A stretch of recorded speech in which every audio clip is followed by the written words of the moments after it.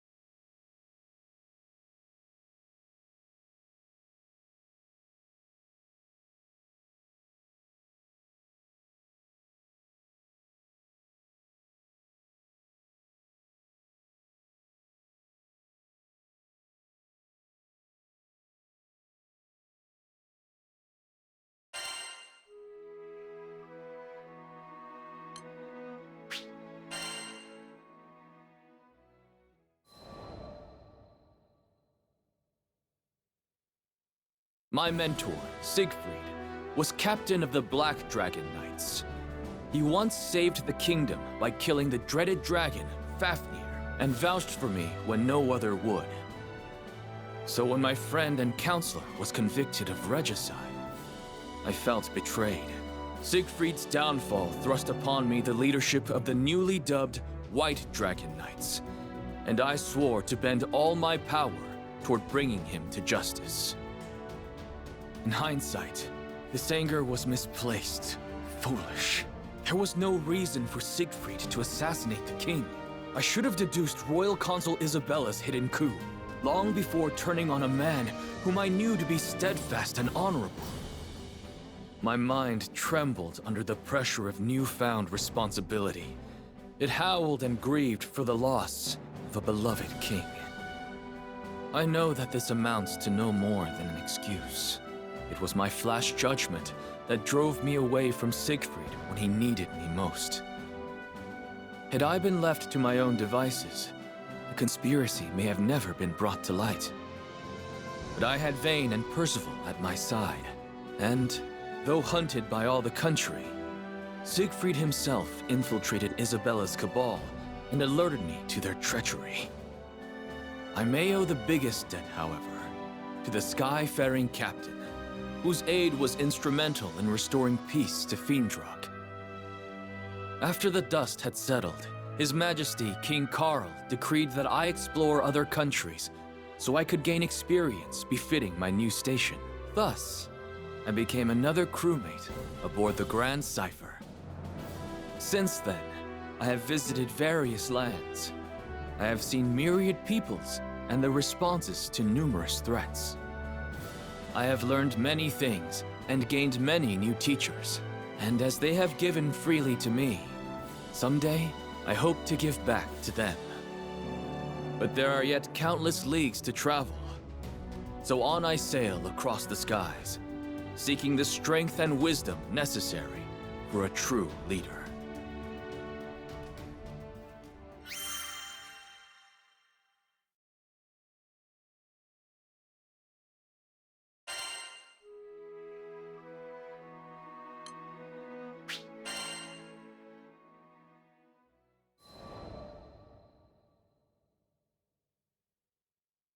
Zega Grande Skydom. How much time had passed since our arrival here? With our battles against the Church of Avia and the pacification of many primals, it certainly felt like a lifetime. But now that things were a little quieter, we were content to return to our usual bread and butter, satisfying requests from locals. Though the crew was accustomed to quests of all sorts, one day, there came a demand that left us puzzled. Sorry for the confusion, folks. This request isn't for the whole crew. It's an escort mission for Lancelot, specifically. Me? But why? There were few in the Skydom who had even heard of my name. Curious, I asked about Hans, the man who had posted the quest. Oh, you don't know him? Seems like he was real familiar with you. Anyways, he's a butler for the Lord of Grosgard. I hesitated. There was nothing I could do that another crewmate couldn't accomplish just as well.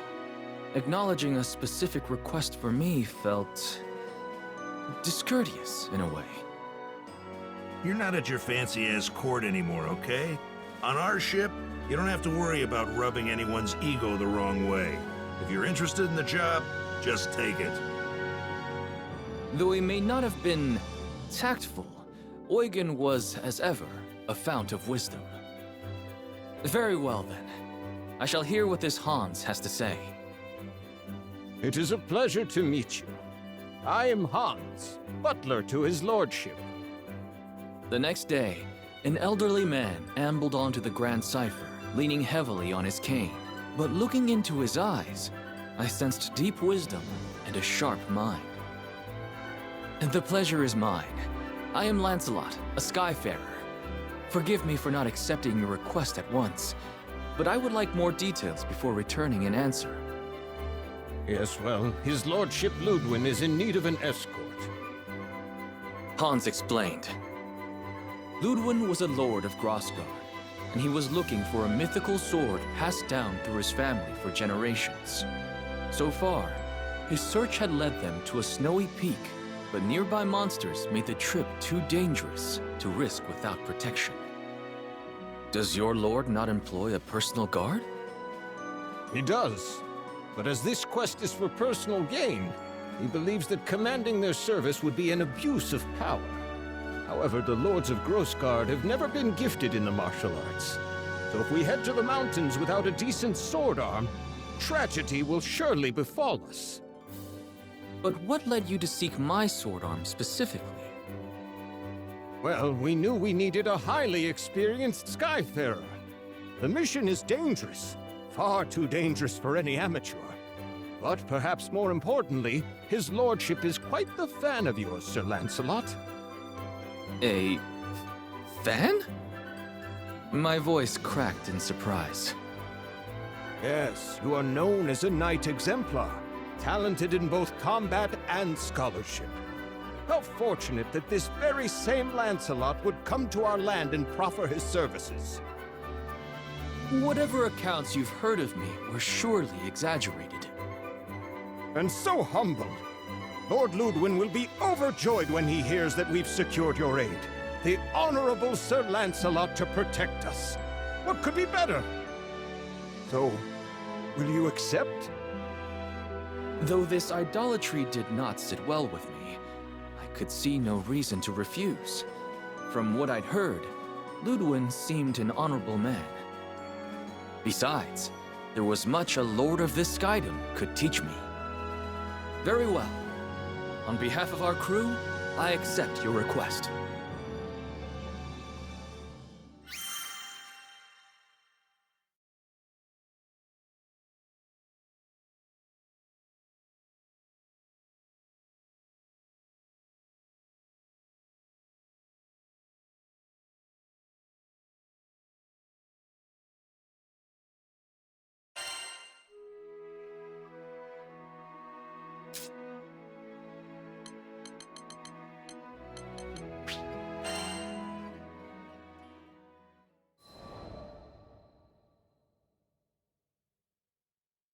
It didn't take long for Noobs and the rest of the Tykes to become fast friends. Oh, that's the nickname they gave to the boy from Tempeal, by the way. Noobs. Within weeks, Noobs had transformed into one of the brightest and most active kids in the city. But he'd had a reason to be sad. Turned out, Noobs had lost his parents in the Tempeal incident. He'd moved to Folka after being adopted by relatives. Poor kid deserves some sweetness in his life, after all that bitterness. I did what I could for him, bringing my best creations to the Blue Sky hideout. Today's special was one of Lancey's favorites, Vane's Paradise Pudding. Smooth, creamy, and so very rich. The sugar had apparently put the kids in a talkative mood. They'd barely gotten their spoons out of their mouths when they started competing for the title of Best Food Commentator. Eventually, this evolved into a debate on which Vane creation was the tastiest. Captain Skip claimed it was the cookies I'd given them the day we met, because they were seasoned with memories. Pretty poetic for a kid of like 7. I love those cookies too, though. They're a recipe from Grandma. Even Noobs was eager for a piece of the action. Warmed my heart to see the shy little guy come out of his shell. But you know how it is with this world. The skies are clearest right before the storm.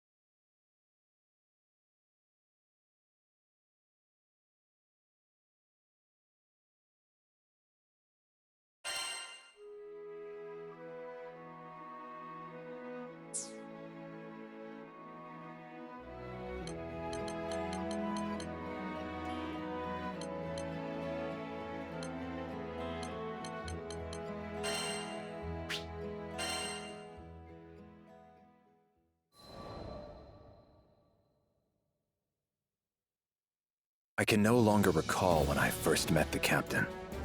All I can say is our paths crossed in dark times, when nights were sleepless and the wind whispered with insidious intent. Fiendrock, my homeland, was crumbling from within, consumed by the weakness of her own people. I ventured abroad to seek help from our neighbors, but this rendered me blind to schemes hatched in the heart of our court.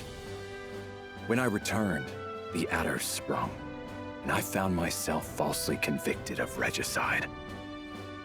Disgraced, I fled the kingdom and wandered for a while in the pathless wild. Perhaps I would still be there, slowly fading into the shadow, had the crew of the Grand Cipher not come for me. The captain never once doubted my innocence, led me back to Fiendrock, and cleared my name. My honor was restored.